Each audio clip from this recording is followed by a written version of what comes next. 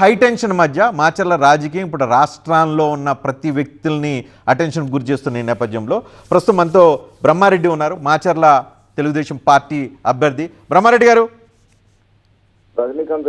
నమస్కారం. బ్రహ్మారెడ్డి గారు, ఏంటి మాచర్లలో ఒక బూత్లో జరిగిన ఇన్సిడెంటా లేకపోతే మాచర్ల ఇంత హై టెన్షన్కి కారణం ఏంటి? పథకం ప్రకారం పిన్నెల్లి రామకృష్ణారెడ్డి ఎన్నికల ముందే వివిధ సభల్లో ప్రస్తావించాడు. ఎన్నికల రోజు కానీ, ఎన్నికల తర్వాత, పోలింగ్ అయిపోయిన తర్వాత కానీ, కౌంటింగ్ అయిపోయిన తర్వాత కానీ నేను దాడులు చేస్తానని పబ్లిక్ గా మాట్లాడాడు. మరి అదే విధంగా మరి ఆ రోజు అక్కడ మా పాలవాయి గేట్ లో ఓట్లు ఎక్కువగా తెలుగుదేశం మీరు కింద పడిన ఈవీఎం చూశారు. అందులో ఫ్యాన్ గుర్తు ఉన్నాయి, సైకిల్ గుర్తు ఉన్నాయి. ఒక వన్ సైడెడ్ గా జరిగి ఉంటే మరి ఫ్యాన్ గుర్తు ఎక్కడి నుంచి వచ్చినాయి అనేది కూడా దాని సమాధానం చెప్పాలి.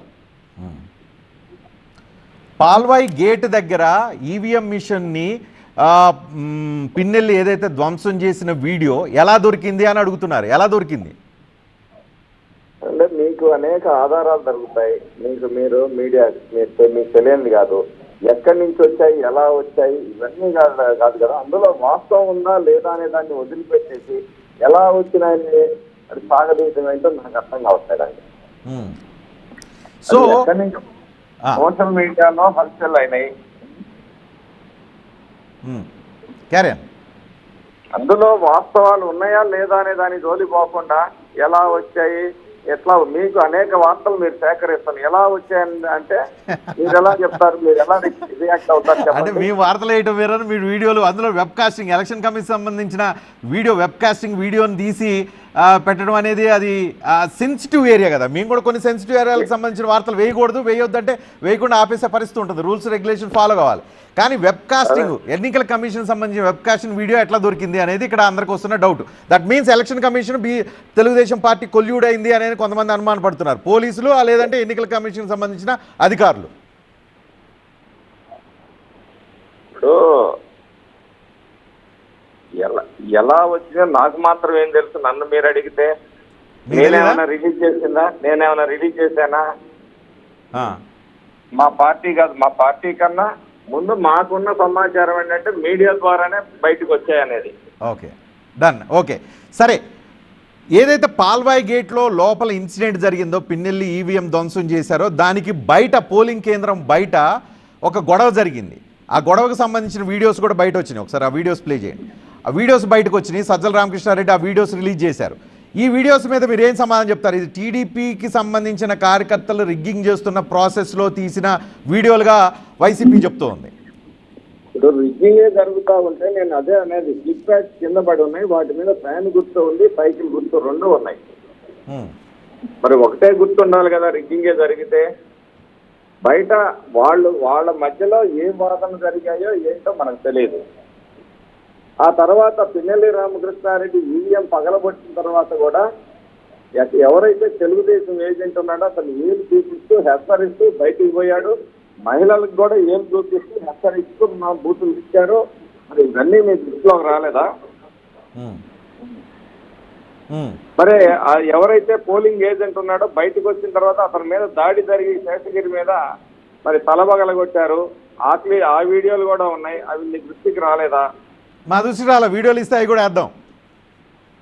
అవి కూడా ఉన్నాయి, అవి కూడా మీకు పంపిస్తాం. పంపించండి. ఇక్కడ ఇప్పుడు అక్కడ ఉద్రిక్త పరిస్థితులు తలెత్తిన తర్వాత, అంటే టీడీపీకి సంబంధించిన వ్యక్తులు రిగ్గింగ్ చేస్తున్నారు కాబట్టి లోపలికి వెళ్ళి ఈవీఎం మీద దాడి చేయాల్సిన పరిస్థితి వచ్చింది అనేది ఒక ఆర్గ్యుమెంట్ వినిపిస్తుంది. మీరు ఒప్పుకుంటారా దానికి? అది తప్పండి. నేను అదే చెప్తా ఉంది మీకు. స్లిప్ ప్యాడ్స్ మీద కింద పడిన స్లిప్ ప్యాడ్స్ మీరు ఒకసారి పరిశీలించండి. అందులో ఫ్యాన్ గుర్తు ఉంటే సైకిల్ గుర్తు, రెండు గుర్తులు ఉన్నాయి. మీరు రిగ్గింగ్ జరిగిందని ఎట్లా మాట్లాడతారు? మరి ఎందుకు గొడవ జరిగింది అక్కడ?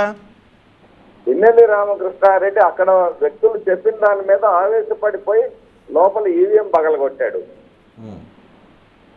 ఓటింగ్ అంతా వాళ్ళకి పడుతుందని చెప్పేసి వాళ్ళు చెప్పంగానే ఆవేశపడిపోయి లోపల ఉన్న ఈవీఎంని ధ్వంసం చేశాడు.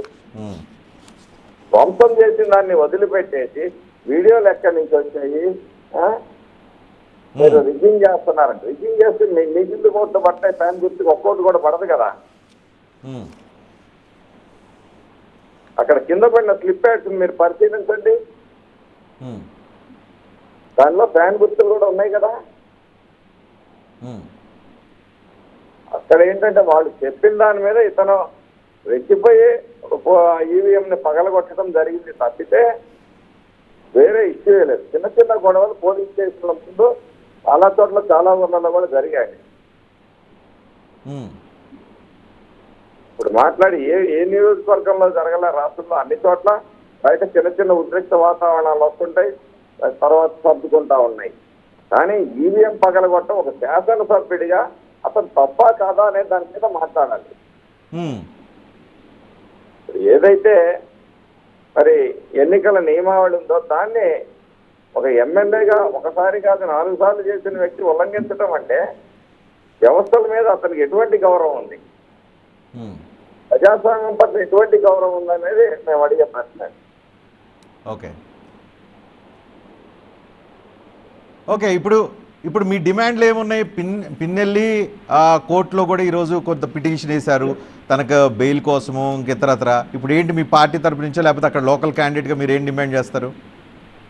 ఇలాంటి వ్యక్తులు రాజకీయ వ్యవస్థలో ఉండకూడదు, ఇతన్ని డిస్క్వాలిఫై చేయాలనేది మా ప్రధానమైన డిమాండ్. అక్కడ గొడవలు మొత్తానికి పిన్నెల్లి కారణం, అక్కడ జరిగిన శేషగిరి మీద జరిగిన దాడికి కూడా ఇతనే కారణం కాబట్టి ఇతని మీద కూడా మరి కేసు కట్టి చర్యలు తీసుకోవాలని చెప్పేసి మేము డిమాండ్ చేస్తున్నాం.